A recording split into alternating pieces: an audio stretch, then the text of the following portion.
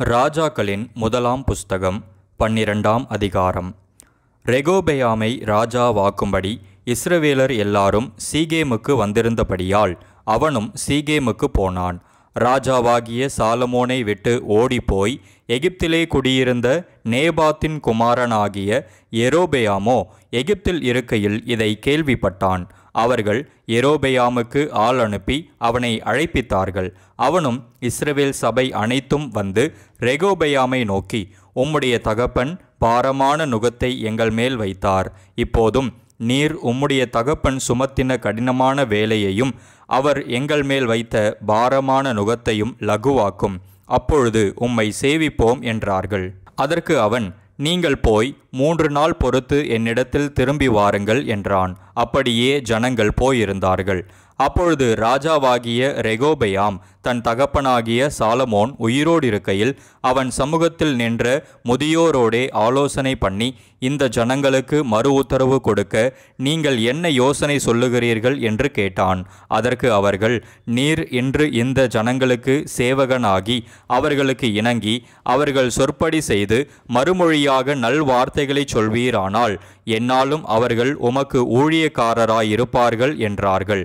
முதியோர் தனக்கு சொன்ன ஆலோசனையை அவன் தள்ளிவிட்டு தன்னோடே வளர்ந்து தன் சமூகத்தில் நிற்கிற வாலிபரோடே ஆலோசனை பண்ணி அவர்களை நோக்கி, உம்முடைய தகப்பன் எங்கள் மேல் வைத்த நுகத்தை லகுவாக்கும் என்று என்னிடத்தில் சொன்ன இந்த ஜனங்களுக்கு மறுமொழி கொடுக்க நீங்கள் என்ன யோசனை சொல்லுகிறீர்கள் என்று கேட்டான்.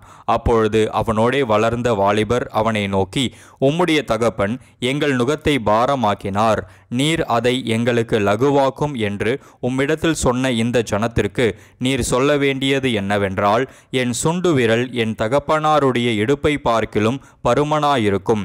இப்போதும் என் தகப்பன் பாரமான நுகத்தை உங்கள் மேல் வைத்தார், நான் உங்கள் நுகத்தை அதிக பாரமாக்குவேன்.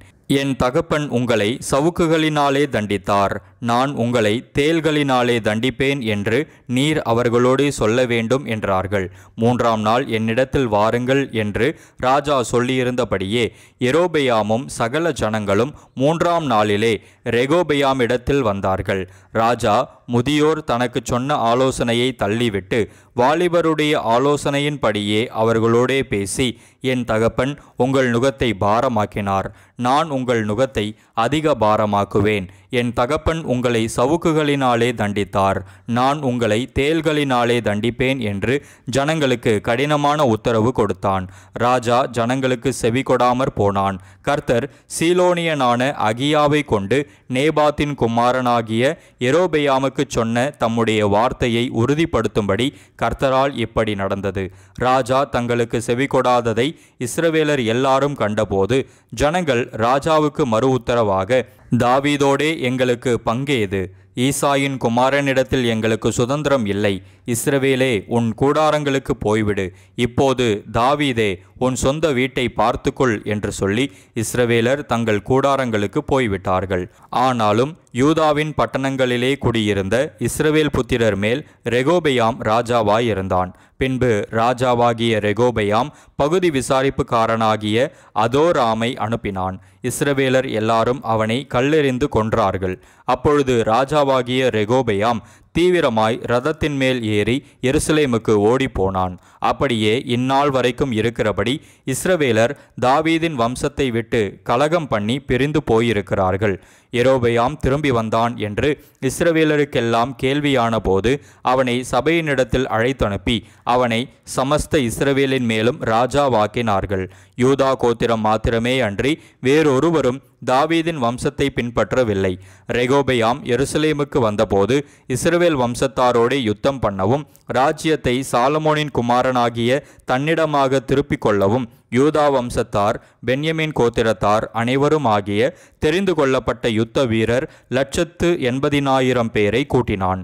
தேவனுடைய மனுஷனாகிய சேமாயாவுக்கு தேவனுடைய வார்த்தை உண்டாகி அவர் சொன்னது, நீ யூதாவின் ராஜாவாகிய ரெகோபெயாம் என்னும் சாலமோனின் குமாரனையும் யூதா வம்சத்தார் அனைவரையும் பென்யமீனரையும் மற்ற ஜனங்களையும் நோக்கி, நீங்கள் போகாமலும் இஸ்ரவேல் புத்திரரான உங்கள் சகோதரரோடு யுத்தம் பண்ணாமலும் அவரவர் தம் தம் வீட்டிற்கு திரும்புங்கள், என்னாலே இந்த காரியம் நடந்தது என்று கர்த்தர் உரைக்கிறார் என்று சொல் என்றார். அப்பொழுது அவர்கள் கர்த்தருடைய சொல்லை கேட்டு கர்த்தருடைய வார்த்தையின்படியே திரும்பி போய்விட்டார்கள். யெரொபெயாம் எப்பிராயிம் மலை தேசத்தில் சீகேமை கட்டி அதிலே வாசம் பண்ணி அங்கிருந்து போய் பெனூவேலை கட்டினான். யெரொபெயாம் இப்போது ராஜ்யபாரம் தாவீது வம்ச வசமாய் திரும்புகிறதாயிருக்கும். இந்த ஜனங்கள் எருசலேமிலுள்ள கர்த்தருடைய ஆலயத்திலே பலிகளை செலுத்த போனால் இந்த ஜனங்களின் இருதயம் யூதாவின் ராஜாவாகிய ரெகோபெயாம் என்னும் தங்கள் ஆண்டவன் வசமாய் திரும்பி அவர்கள் என்னை கொன்று போட்டு யூதாவின் ராஜாவாகிய ரெகோபெயாமின் பாரிசமாய் போய்விடுவார்கள் என்று தன் மனதிலே சிந்தித்து கொண்டிருந்தான். ஆகையால் ராஜாவானவன் யோசனை பண்ணி பொன்னினால் 2 கன்று குட்டிகளை உண்டாக்கி ஜனங்களை பார்த்து, நீங்கள் எருசலேமுக்கு போகிறது உங்களுக்கு வருத்தம். இஸ்ரவேலரே, இதோ இவைகள் உங்களை எகிப்து தேசத்திலிருந்து வரப்பண்ணின உங்கள் தேவர்கள் என்று சொல்லி ஒன்றை பெத்தேலிலும் ஒன்றை தானிலும் ஸ்தாபித்தான். இந்த காரியம் பாவமாயிற்று. ஜனங்கள் இந்த ஒரு கன்றுக்குட்டிக்காக தான் மட்டும் போவார்கள். அவன் மேடையாகிய ஒரு கோவிலையும் கட்டி லேவியின் புத்திரராயிராத ஜனத்தில் ஈனமானவர்களை ஆசாரியராக்கினான்.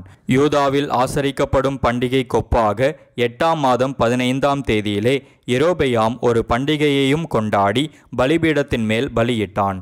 அப்படியே பெத்தேலிலே தான் உண்டாக்கின கன்றுக்குட்டிகளுக்கு பலியிட்டு தான் உண்டு பண்ணின மேடைகளின் ஆசாரியர்களை பெத்தேலிலே ஸ்தாபித்து தன் மனதிலே தானே நியமித்து கொண்ட 8ஆம் மாதம் 15ஆம் தேதியிலே பெத்தேலில் தான் உண்டாக்கின பலிபீடத்தின் மேல் பலியிட்டு இஸ்ரவேல் புத்திரருக்கு பண்டிகையை ஏற்படுத்தி பலிபீடத்தின் மேல் பலியிட்டு தூபம் காட்டினான்.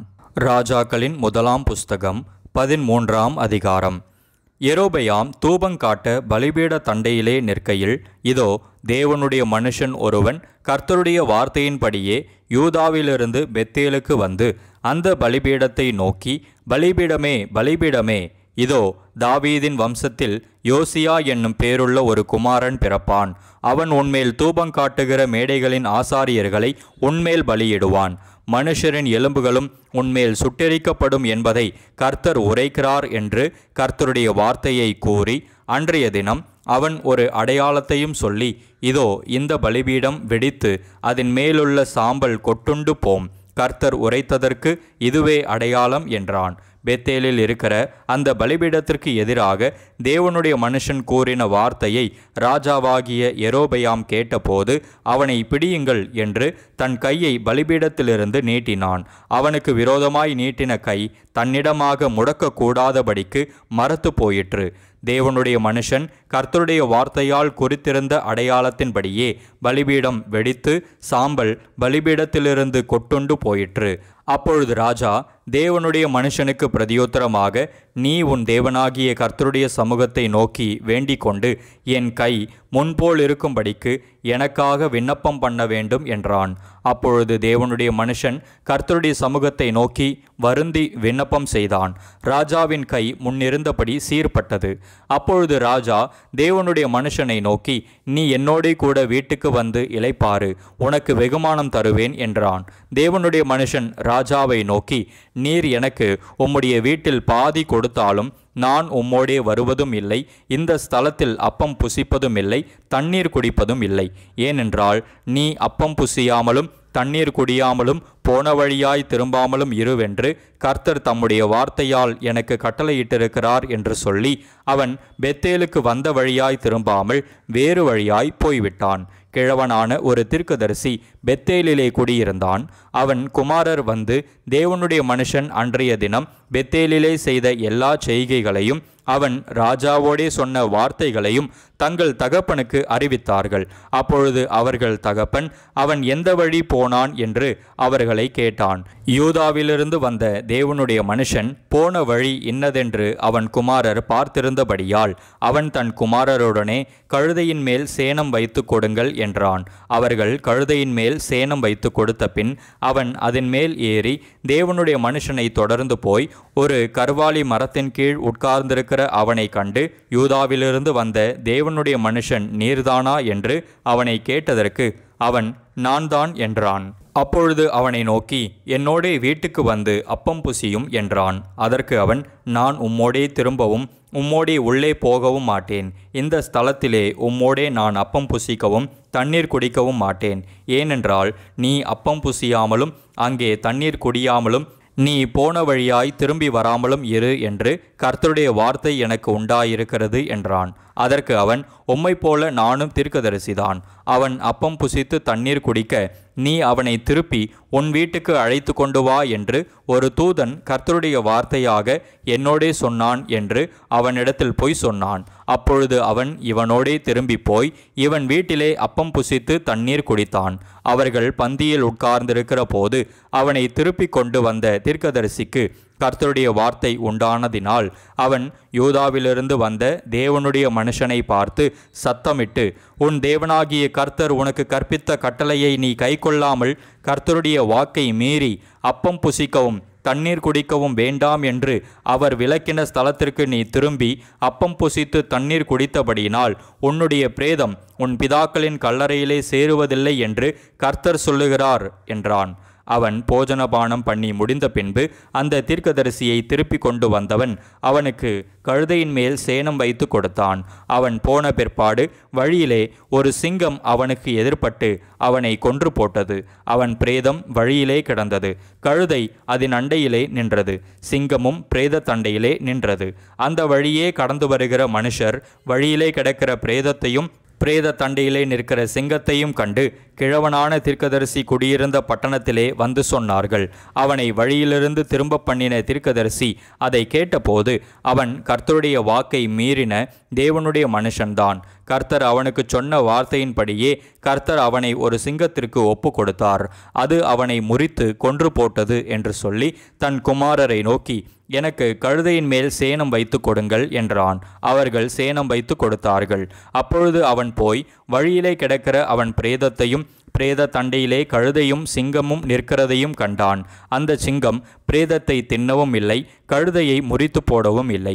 அப்பொழுது கிழவனான அந்த தீர்க்கதரிசி தேவனுடைய மனுஷனின் பிரேதத்தை எடுத்து அதை கழுதையின் மேல் வைத்து அதற்காக துக்கம் கொண்டாடவும் அதை அடக்கம் பண்ணவும் அதை தன் பட்டணத்திற்கு கொண்டு வந்து அவன் பிரேதத்தை தன்னுடைய கல்லறையிலே வைத்தான். அவனுக்காக ஐயோ என் சகோதரனே என்று புலம்பி துக்கம் கொண்டாடினார்கள். அவனை அடக்கம் பண்ணின பின்பு அவன் தன் குமாரரை நோக்கி, நான் மரிக்கும்போது தேவனுடைய மனுஷன் அடக்கம் பண்ணப்பட்ட கல்லறையிலே என்னையும் நீங்கள் அடக்கம் பண்ணி அவன் எலும்புகள் அண்டையிலே என் எலும்புகளையும் வையுங்கள். அவன் பெத்தேலில் இருக்கிற பலிபீடத்திற்கும் சமாரியாவின் பட்டணங்களில் இருக்கிற மேடைகளாகிய சகல கோவில்களுக்கும் விரோதமாக கூறின கர்த்தருடைய வார்த்தை நிச்சயமாய் நிறைவேறும் என்றான். இந்த நடபடிக்கு பின்பு யெரொபெயாம் தன் பொல்லாத வழியை விட்டு திரும்பாமல் மறுபடியும் ஜனத்தில் ஈனமானவர்களை மேடைகளின் ஆசாரியர் ஆக்கினான். எவன் மேல் அவனுக்கு மனதிருந்ததோ அவனை பிரதிஷ்டை பண்ணினான். அப்படிப்பட்டவர்கள் மேடைகளின் ஆசாரியர் ஆனார்கள். யெரொபெயாமின் வீட்டாரை பூமியின் மேல் வைக்காமல் அதம் பண்ணி அழிக்கும்படியாக இந்த காரியம் அவர்களுக்கு பாவமாயிற்று.